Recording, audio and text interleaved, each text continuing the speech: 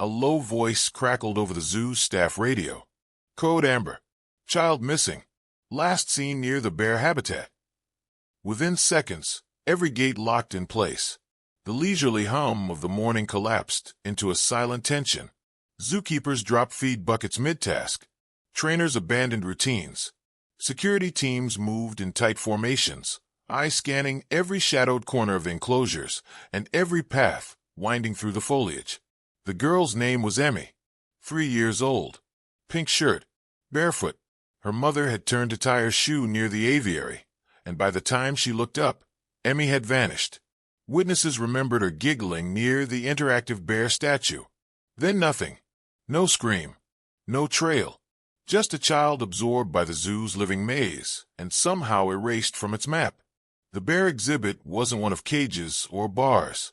It was built like a forest, densely planted, filled with rocky outcrops and meandering water features, meant to mimic the wild. Mila, the zoo's solitary grizzly, had retreated into the enclosure's deepest groves earlier that morning. The public viewing area stood quiet, shaded by overgrown brush. Emmy had been seen near there last. That was the last time any camera caught her. Heat pressed down harder as the minutes dragged.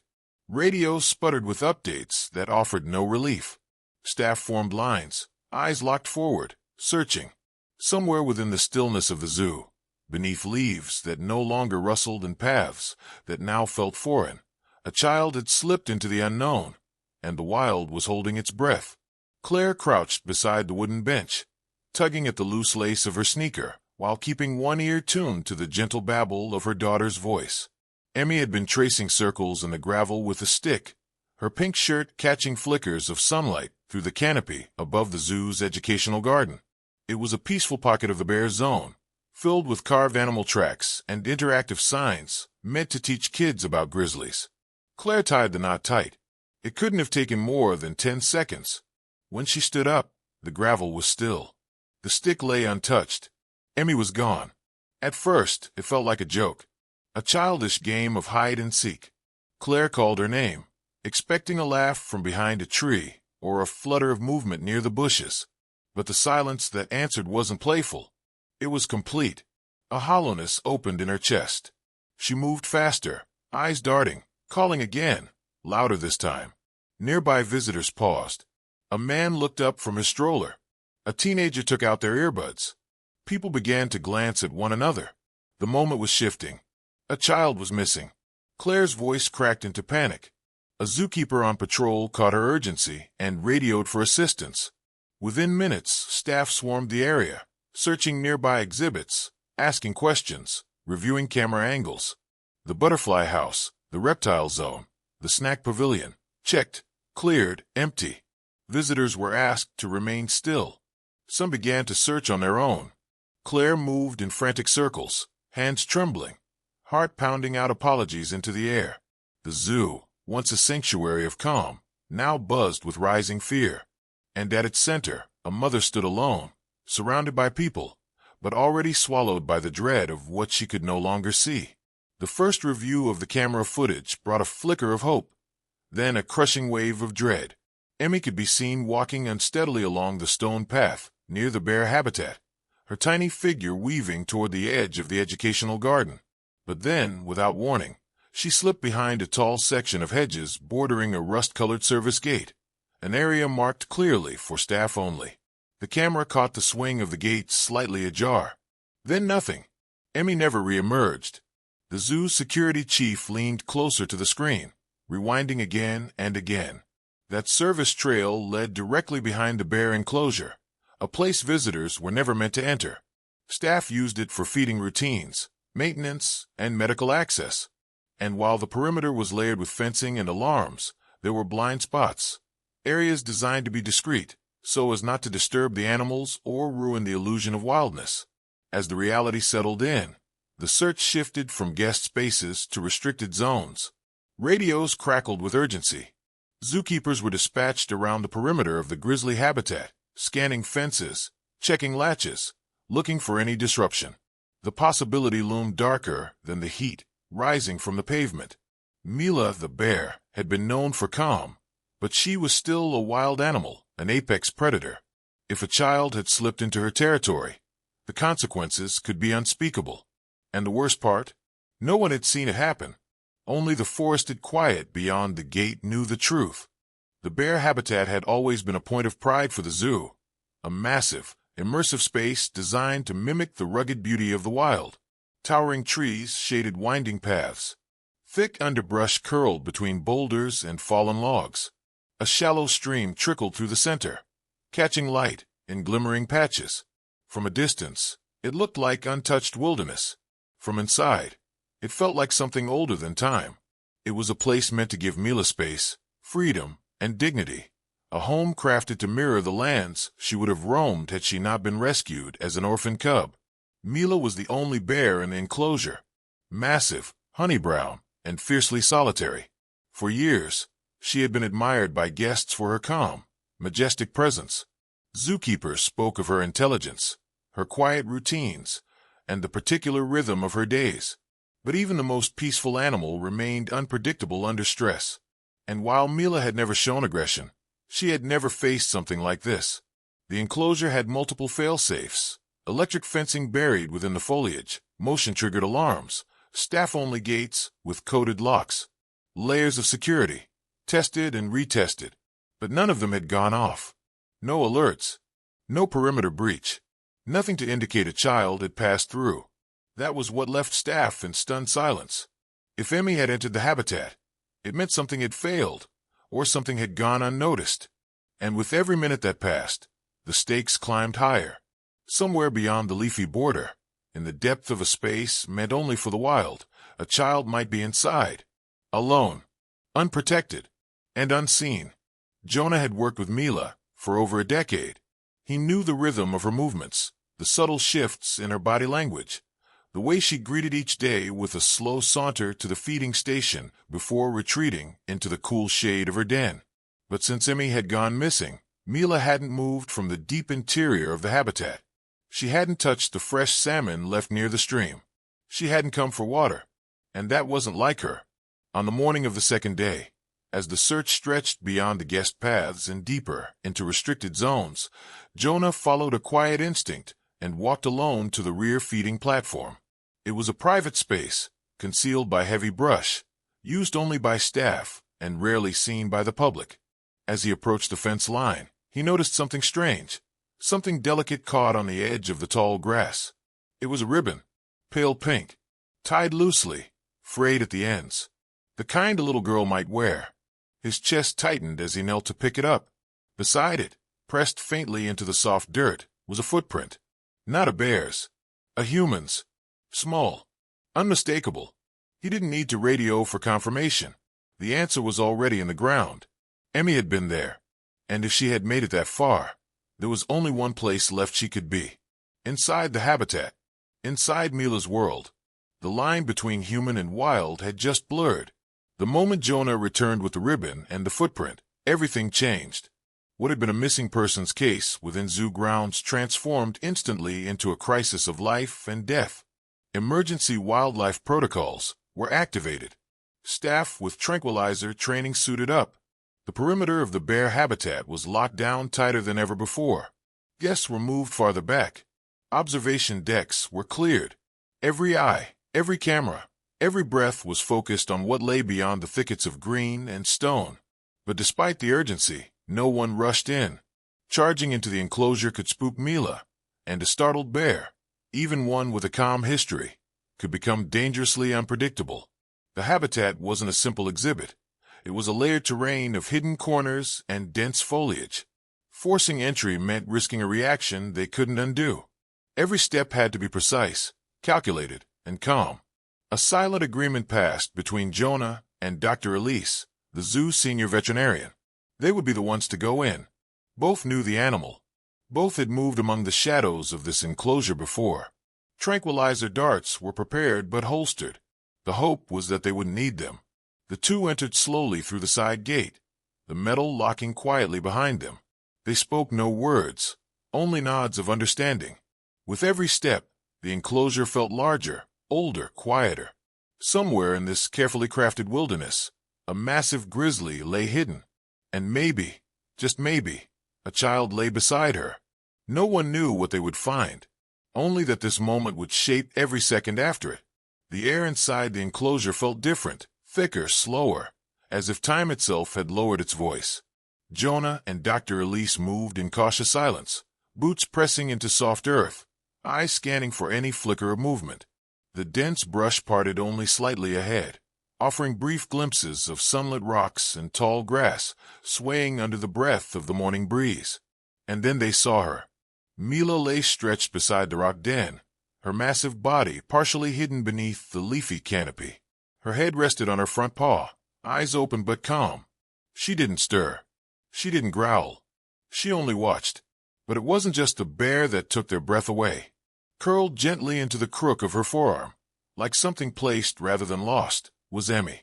The child was asleep, her cheek pressed to the thick fur of Mila's chest, her tiny hand draped limply over the bear's arm. She breathed in soft, steady rhythms, as if nestled in the safest place she'd ever known. No scratches, no wounds, not even a trace of fear in the peaceful slack of her face. Jonah froze. Elise clutched the tranquilizer loosely, but didn't lift it. Mila's gaze met theirs, steady and without alarm. She blinked once slowly, as if acknowledging them, then turned her head slightly away, not in dismissal, but in quiet surrender.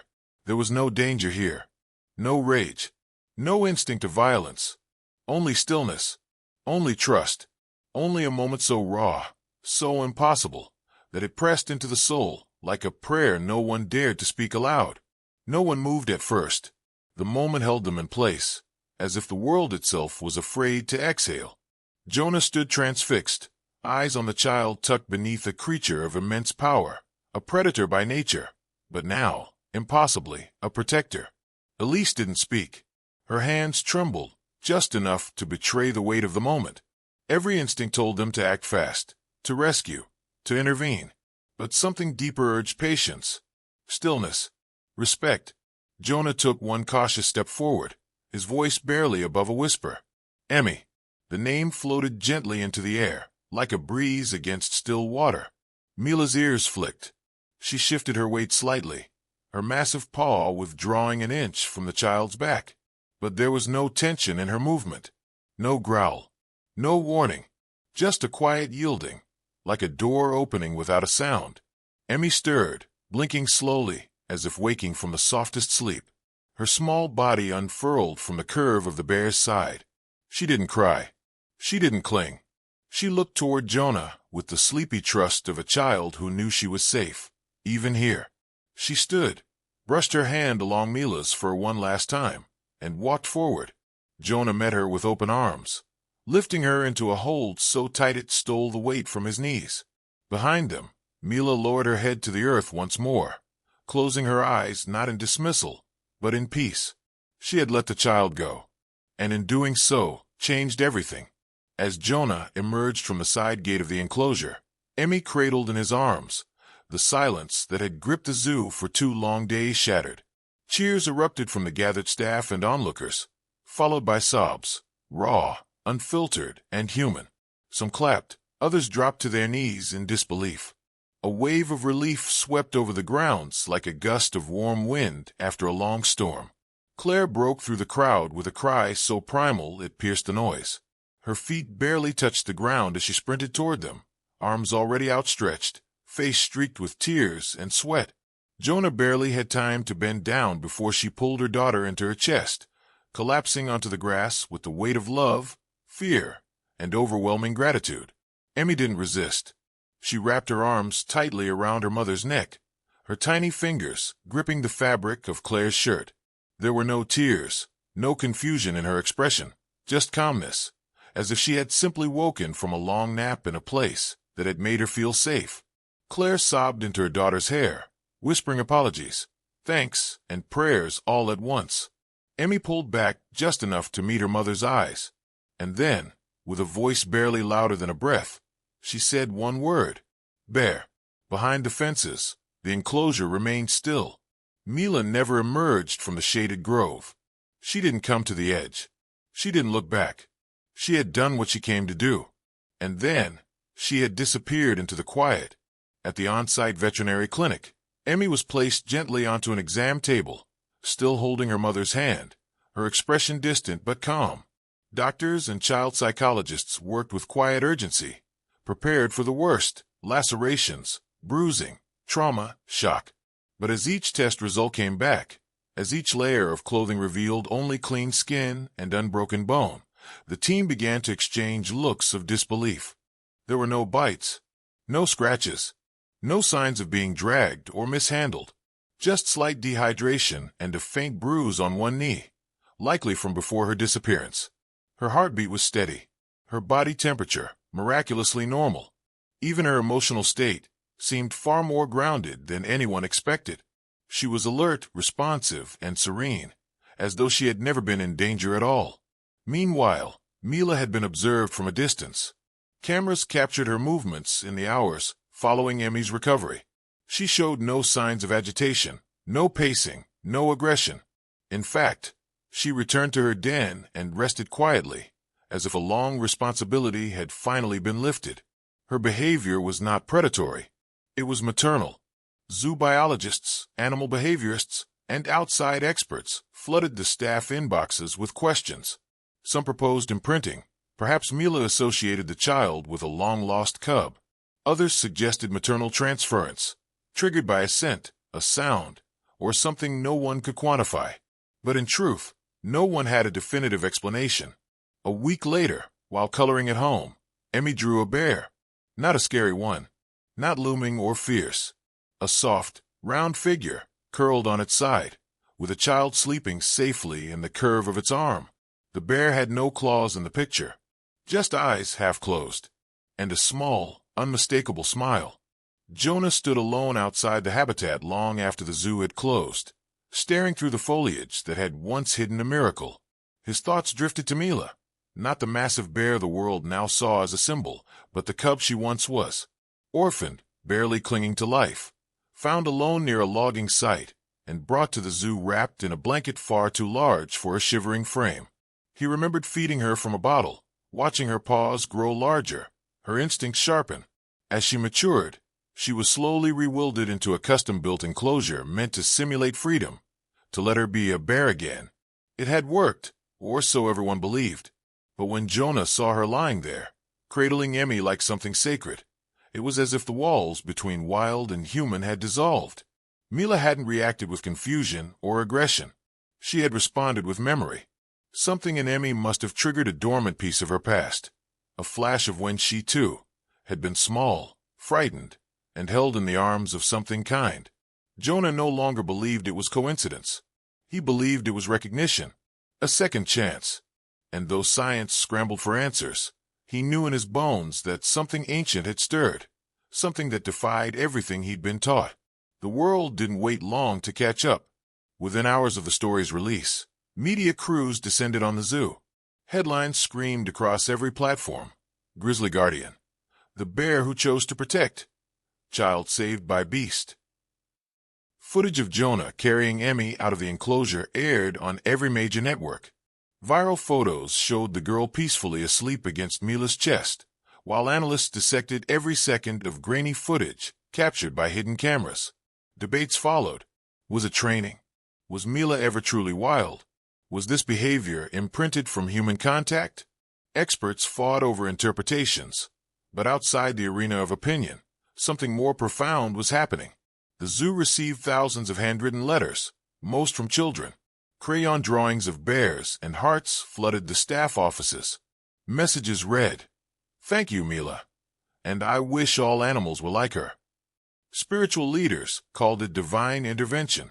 Animal rights activists called for greater respect for non-human intelligence. Scientists were forced to reconsider what instinct truly meant. 1 year later, the zoo gates opened to a quiet visit. Claire and Emmy walked hand in hand, surrounded by subtle nods of recognition from staff who had never forgotten that day. The bear enclosure had been reinforced, expanded, and quietly renamed Mila Sanctuary. No signs told her story, only the silence of reverence. Claire approached the viewing deck slowly, unsure of what, if anything, they might see. Mila emerged from the thickets without sound, her movements unhurried. She stood at the edge of the stream, glanced once toward the crowd, then fixed her gaze on the girl at the glass. Emmy didn't speak. She lifted her hand in a small, familiar wave. Mila blinked once, long and slow, before turning away and disappearing into the shade once more. No display, no drama, just the final page of a story only they understood. At home, Emmy had changed in ways words couldn't explain. She spoke less, but listened more. She would sit in gardens for hours, hands buried in soil, watching birds or insects as if waiting for them to speak. Animals approached her with a softness that left adults baffled. She still drew pictures of the bear, always the same image, curled into a circle, a child nestled at its heart. At night, Emmy slept clutching a large brown bear plush, and just before drifting off, Claire often heard her whisper something faint. It was always the same. Thank you. Claire never corrected her, never asked for more. Some things are meant to be held in silence. The world may never fully understand what happened in those hours Emmy vanished. There will be papers written, theories offered, arguments exchanged. But the truth, the deeper truth, lives not in scientific papers or viral headlines. It lives in the hush of that habitat, in the way Mila laid her head down when her job was done, in the peace that radiated from a child who had every reason to be afraid, but never was. Because this wasn't a rescue, not in the traditional sense. The bear didn't carry the girl out, didn't roar or shield her with aggression. She simply chose to hold her, to give her warmth in a place that should have offered none, to protect what was not hers, simply because she could. It was not instinct. It was not training. It was not luck. It was grace. And in a world full of fences between species, between logic and wonder, between fear and compassion, there are still moments where something ancient and wordless passes between the wild and the innocent. Something that doesn't roar or shout. Something that simply chooses love, even when it doesn't have to. In that sacred space between predator and prey, something else lived. And her name was Mila.